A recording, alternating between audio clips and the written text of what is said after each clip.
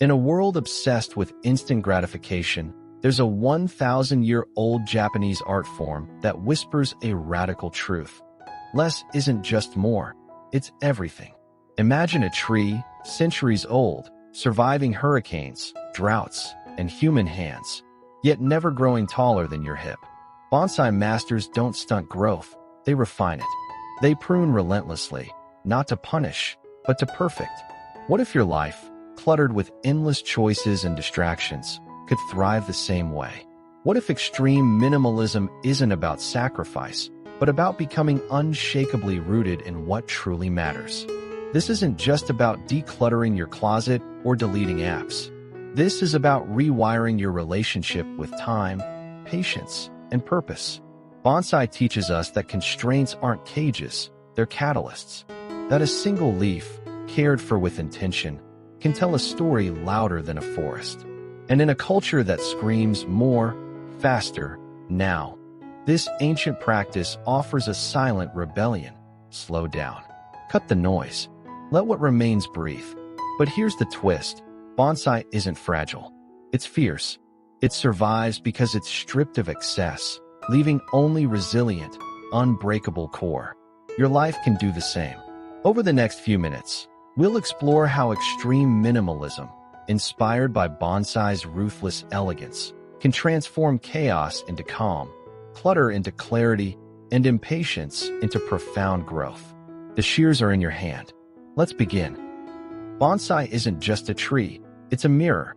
For over a millennium, Japanese masters have sculpted these miniature giants, not by forcing growth, but by guiding it. Every snip of the shears is a question. Does this branch serve the whole? Every twist of wire is a lesson. Strength comes from bending, not breaking. But here's what most miss. Bonsai isn't about the tree. It's about the gardener. It's about confronting your own chaos and asking, what am I willing to cut to uncover my true shape? This is the heart of extreme minimalism. Not just owning fewer things, but owning your life. Like a bonsai master, you're tasked with pruning, not just possessions, but habits, relationships, and even thoughts that no longer serve your growth. The Stoics knew this. Seneca wrote, "It is not that we have a short time to live, but that we waste much of it." Imagine if, instead of chasing more, you poured that energy into refining what you already have, into curating a life so intentional, so deliberate, that every object, every moment, becomes a testament to purpose. But why bonsai? Because it defies our modern obsession with speed. A bonsai can take 30 years to mature. 30 years of daily care, patience, and restraint. In a world of overnight success and instant downloads, this feels radical. Yet, it's exactly what we crave. Studies show that 72% of adults feel overwhelmed by choices, paralyzed by the myth that more options mean more freedom. Bonsai whispers the antidote. Freedom isn't in abundance. It's in mastery. Think of your life as a bonsai. What roots are you nurturing? What branches are draining your energy? The clutter in your home, the noise in your schedule, the endless scroll on your screen. These aren't just distractions. They're thieves. Thieves of time, creativity, and peace. Extreme minimalism, inspired by bonsai's ruthless elegance, isn't about living with nothing. It's about living with only what matters. It's about trading the illusion of control for the power of focus. Over the next few minutes, we'll explore how to prune like a bonsai master, cutting physical and mental clutter with surgical precision. Wire your habits, bending routines to align with Stoic discipline. Water your roots, nurturing the relationships and values that sustain you. Embrace the slow grow, redefining success as depth, not speed. Survive the storms, building resilience through minimalist simplicity. This isn't a decluttering tutorial.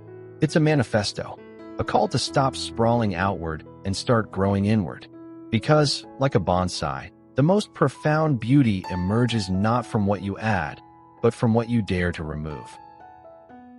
Pruning a bonsai isn't about destruction, it's about revelation. Masters spend decades studying a single tree, learning which branches to cut and which to keep.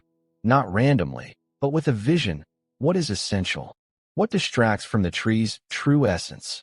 Extreme minimalism asks the same of your life. It's not a blind purge of possessions, but a deliberate excavation of purpose. Imagine holding shears to your closet, your calendar, your inbox. Not to destroy, but to uncover. To ask, does this serve my growth or stun it? This is where most fail. We declutter closets, but leave minds cluttered. We donate old clothes, but cling to outdated beliefs. Bonsai teaches us that pruning is holistic. It's the art of subtraction, cutting the digital noise that frays your focus, the relationships that drain your energy, the commitments that shrink your soul. Like a bonsai branch withering under the weight of excess, your potential wilts when buried under the unnecessary. Take your smartphone. Every notification is a sucker shoot, a tiny, parasitic growth diverting energy from your core. Pruning them isn't cruelty, it's compassion. It's saying, this device exists to serve me, not enslave me. The same applies to your home. That drawer of just-in-case gadgets? It's not preparedness, it's fear. Fear of scarcity, of imperfection, of emptiness. Bonsai masters don't fear empty spaces. They cherish them as breathing room for beauty. But here's the secret. Pruning hurts. Cutting a branch you've nurtured for years, a job, a habit, even a dream, feels like betrayal. The Stoics knew this pain. Seneca wrote, "We suffer more in imagination than reality." The anxiety of letting go is often worse than the act itself. Yet, every snip sharpens your clarity. Every no to distraction is a yes to depth. The result? Resilience. A bonsai, pruned ruthlessly, survives storms that topple towering trees. Its roots dig deeper. Its trunk thickens. Your life, stripped of excess, does the same. You stop chasing and start rooting. In the emptiness, you find space for creativity, for stillness, for the kind of growth that doesn't shout, but endures. In bonsai, wiring is where art meets patience. Thin metal coils wrap around branches, not to constrain, but to guide. The goal isn't control, it's direction. A gentle bend today becomes graceful curvature tomorrow. Habits, like wired branches, shape your life's trajectory. But here's the catch. Wire too tight, and the branch snaps. Wire too loose, and growth goes wild. Extreme minimalism thrives in this balance. Rigid discipline softened by self-compassion. Consider your daily routines. Are they haphazard overgrowth, or intentional bends toward a larger vision? The Stoics' new habits were the scaffolding of character. Marcus Aurelius wrote, "You have power over your mind, not outside events. Realize this, and you will find strength." Wiring your habits means designing rituals that align with your core values, not cultural noise. A morning scroll through social media? That's a branch veering into chaos. A 10-minute journaling session? That's a deliberate bend toward clarity. But wiring isn't about perfection. Bonsai masters expect setbacks. Branches rebel, wires snap. Similarly, a missed workout or a cluttered drawer isn't failure, it's feedback. The key is consistency, not rigidity. Think of the Kaizen principle. Tiny, incremental changes. A 5-minute meditation. A single decluttered shelf. These micro-adjustments, wired into your days, compound into profound transformation. Take consumption. Modern life wires you to crave new gadgets, fast fashion, endless content. Rewiring this habit starts with asking, does this add value or just volume? A Stoic approach replaces impulse buys with intentional pauses. Before purchasing, ask Epictetus' question, will this make me free or enslave me? Wiring frugality into your habits isn't deprivation. It's liberation from the need to consume. The hardest bend? Rest. In a productivity-obsessed world, stillness feels like surrender. But bonsai teaches that even wired branches need periods of rest to set their shape. A Stoic siesta, moments of doing nothing, aren't laziness. They're strategic pauses to let discipline deepen. Imagine unplugging by 8 p.m. or walking without a podcast. These are wires guiding you back to presence.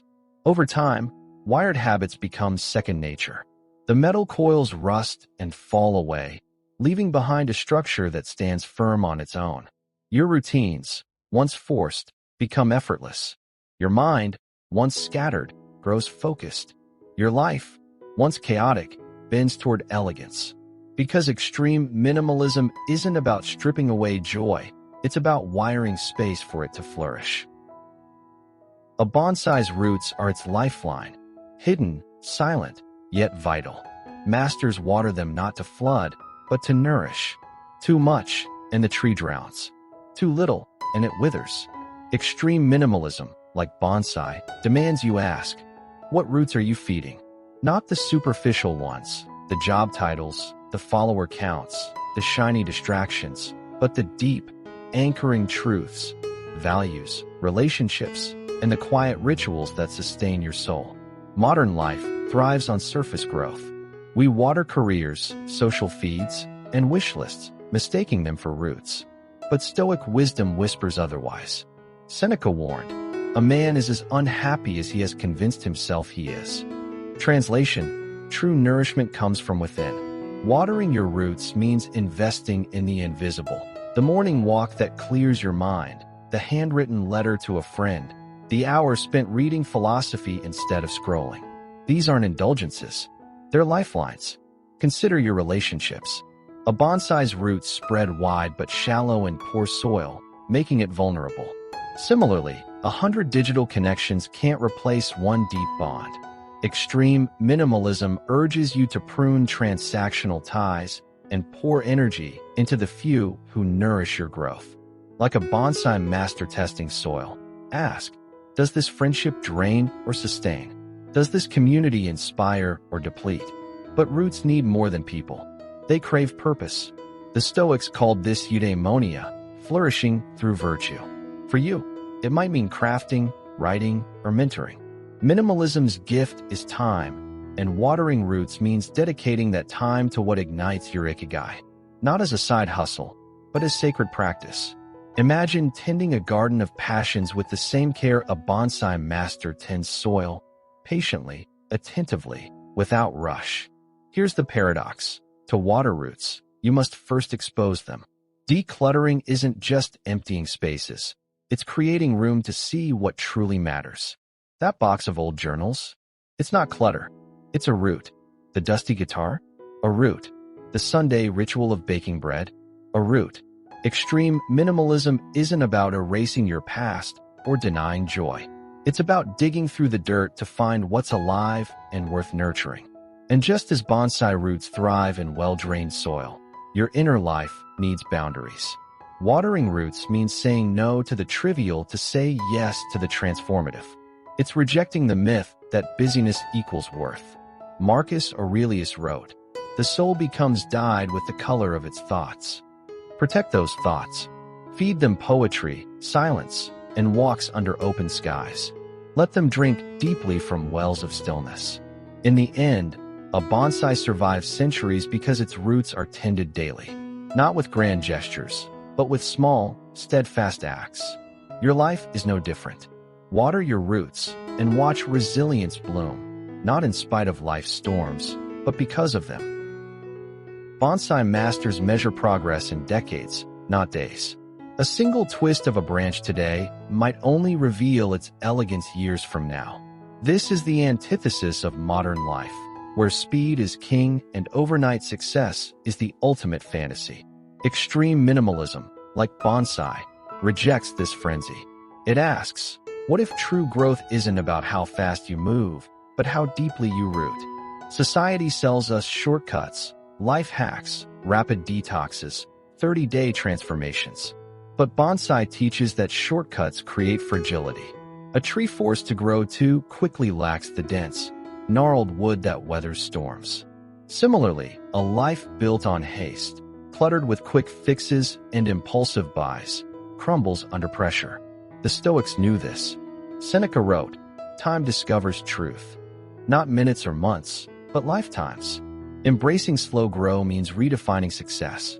It's not about how much you achieve, but how aligned your achievements are with your core. Think of the artist who spends years mastering a single technique, or the writer who drafts a novel one deliberate paragraph at a time. Extreme minimalism clears the clutter so you can focus on this kind of mastery, the kind that can't be rushed, only earned. But patience isn't passive. Bonsai masters don't just wait, they attend. They adjust wires, monitor soil, and rotate pots to catch the light. Your life demands the same active patience. It's not about abandoning goals, but pursuing them with a gardener's rhythm, pruning distractions, watering focus, and trusting that tiny, daily efforts compound into legacy. Consider your possessions. A fast fashion wardrobe, replaced seasonally, reflects transient trends. A minimalist closet of timeless pieces? That's slow grow. Each item chosen with care, worn with intention, becomes part of your story. The same applies to habits. A rushed, 5 a.m. productivity grind might win applause, but a 10-minute daily journaling ritual, practiced for years, builds unshakable self-awareness. The hardest lesson? Slow growth thrives in uncertainty. A bonsai master doesn't know if a branch will bend as planned. They proceed anyway, guided by vision, not guarantees. Similarly, extreme minimalism asks you to let go of the illusion of control, to trust that less clutter means more space for serendipity. Marcus Aurelius called this amor fati, the love of fate, not resignation, but reverence for the journey itself. In a world obsessed with virality, slow grow is rebellion. It's choosing to build a life that can't be summarized in a reel or a resume. A life that's felt in quiet moments. The satisfaction of a home-cooked meal, the calm of an uncluttered room, the pride of a skill honed over years. Bonsai survives centuries because it grows slowly. Your legacy will too. Not because you raced, but because you rooted. And in the rooting, you became unbreakable. A bonsai's true test comes not in calm, but in storm. Wind whips its branches, rain batters its leaves, yet it stands. Not because it's rigid, but because it's resilient. Its roots, honed by years of careful pruning, grip the earth. Its trunk, shaped by patient hands, bends but never breaks.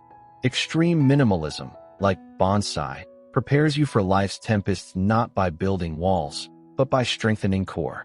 It asks, when chaos strikes, what will you cling to? The unnecessary or the unshakable? Modern life is a parade of storms. Financial crashes, health crises, loss. We're told to brace by hoarding, emergency funds, backup plans, insurance policies. But the Stoics' new true security isn't in stockpiles. It's in simplicity. Seneca wrote, "Luck is what happens when preparation meets opportunity." Preparation here isn't amassing resources. It's shedding everything that can't survive the gale. A cluttered home becomes a burden in crisis. A cluttered mind paralyzes under pressure. Minimalism strips both to their essentials, leaving only what's stormproof. Consider the Japanese concept of wabi-sabi, finding beauty in imperfection, strength in transience. A cracked bonsai pot, repaired with gold, becomes more resilient, more storied.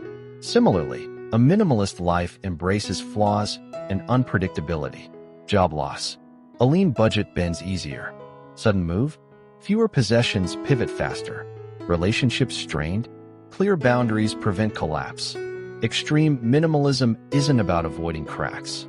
It's about filling them with gold. The gold of adaptability, gratitude, and grit.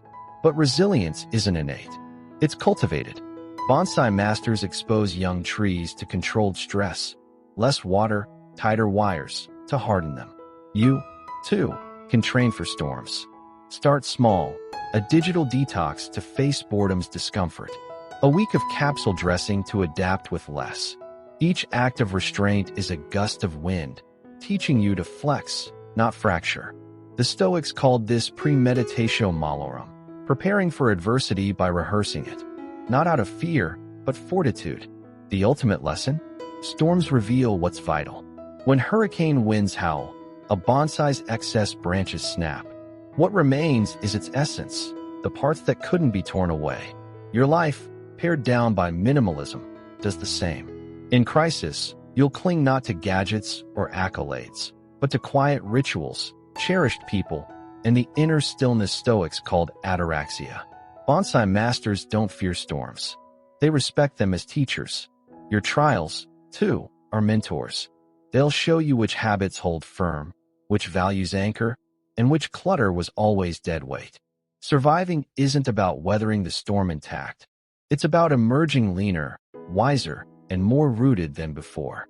Because minimalism's greatest gift isn't a tidy home, it's an unbreakable spirit. Bonsai teaches us that beauty isn't born from abundance, but from refinement. Over centuries, storms shape its twists, patience defines its curves, and ruthless pruning reveals its essence. Your life, too, is a living sculpture. Extreme minimalism isn't about erasing who you are. It's about chiseling away everything you're not. It's trading the chaos of more for the clarity of enough. Trading haste for depth, noise for stillness, fragility for unshakable roots. From pruning distractions to wiring resilience, this journey isn't a destination. It's a practice, a daily choice to grow slowly, bend gracefully, and stand firm when storms rage. The Stoics called this eudaimonia, flourishing through virtue. But you might just call it freedom. Freedom from clutter, from burnout, from the endless chase for next. Freedom to live not faster, but fuller. Not louder, but truer. If this philosophy resonates with you, there's so much more to explore.